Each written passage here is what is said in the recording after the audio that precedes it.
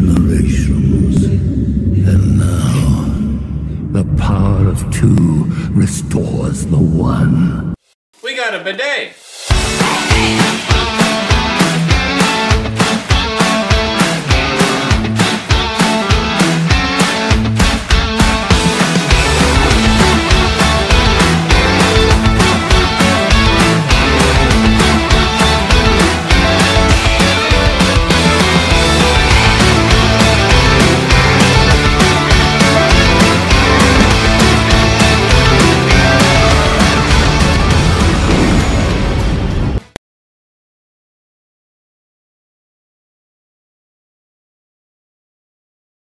Hey everybody, and welcome to my channel, Dyad in the Rough. Today, I am giving my thoughts on the newly announced PlayStation 5 Pro. So, if you aren't aware what this means, there's already the PlayStation 5. What does the PlayStation 5 Pro necessarily mean? Well, it kind of follows suit like the PS4 did, how there was a PS4, and then there was a PS4 Pro. And basically, it's just a more enhanced and upgraded edition of the console itself.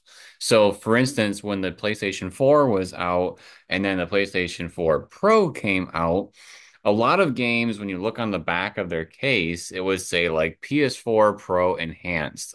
And basically, what that meant was if you were to pop that game into your PlayStation 4 Pro, it would unlock a special like digital download of an upgraded version of the game that you're playing. What I noticed the most was graphics. But basically, that's what's going on, you know, in the past.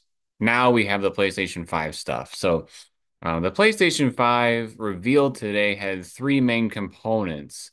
They had increasing the uh, the graphics, increasing the processing, and then also increasing um, uh, it has like an adaptive AI graphics piece to it. Where, if you're playing, I think like a PS4 game or something, it'll basically try to upgrade the graphics based on this AI that's working. From what I've gathered from all the different things that I've read about it, there's some other big things too.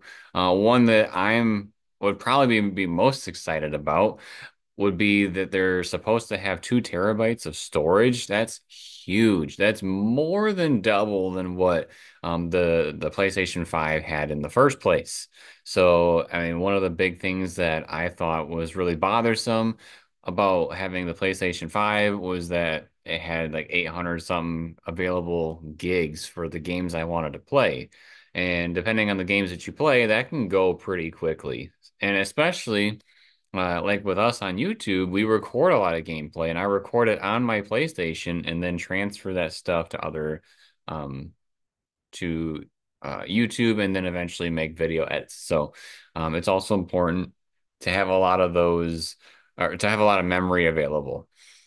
Which kind of leans into one of the other things that's pretty important about this, and this one I'm not the biggest fan of. The console that they revealed was actually a digital only console. So the console that's going to be available in the store in the box is going to be digital only. And so a lot of you are probably wondering, well, I have discs. Why in the world would I buy a PlayStation 5 Pro if it's digital only? Well, it's because they're selling the disc drives separate. They kind of learned from the digital only version that they released that had the like external disc drive that you could attach to it. They learned from that and they're putting it in here as well. So if you're heavy on the discs that you want to use, you're gonna have to pay an additional $80, it seems like, to have that functionality. So that rolls us into the price point, right? In the United States, which is where we're from, it's gonna be $699.99. So $700 for the PlayStation 5 Pro. Now, of course, the PlayStation 5 came out and it was $500, $499.99. And I thought that was, a pretty high price. I mean, I totally get it, as consoles are coming out, they're going to gradually increase in price as well. So This seemed like a big jump, especially because, I mean, I get it that it's an upgrade in hardware inside, but I was thinking maybe like $100 tops for the increase, especially since they're not going to have a disk drive. Because if you think about it, essentially what they did is they upgraded the digital version, and the digital version was $400. And so it's almost double the price for the Pro. So, I mean, I understand that they said like the processing is going to be, I think they said 45% better as far as when you're playing your games and whatnot. And I get it. They have more than double the storage and they got all these nice features, but that's a pretty steep price point. So what it leads me to start thinking about it as a consumer is, it what about this would be appealing to me? And so if I'm thinking about myself, recently we switched over to pretty much mostly digital when it comes to PlayStation and Xbox. We still buy a good handful of first party Switch games because they don't really lose their value. But after talking to some friends, you know, PlayStation, Xbox games, they lose their value pretty quickly, within a year or two. And then, you buy a game for whatever amount of money and you get like $5 for it later on. So, uh, if you're digital and all you care about is digital games, it's a it's for you, I would say. Uh, I really don't like the disk drive. That's in the back of my mind right now that you have to pay separate for that. That should have been included for that price point. I do feel like it's a pretty greedy thing to do. But back on track. So, um, I've been doing a lot more digital. So although I have discs for some games, if I were to upgrade to the Pro, I wouldn't be able to play all my games unless I got the disc drive. So that's kind of a double-edged sword there. Um, Also, I mean, again, with the more storage, that means I can have more games on there while I am recording a lot more video. So right now, I basically keep a portion of my PlayStation available for when I'm recording videos, and sometimes I'm recording faster than I can upload and put videos out. And so sometimes I have way too many videos, or at least time in videos that are stashed on my PlayStation. And so this is going to make that a lot easier to handle. It's not going to be as much of an issue.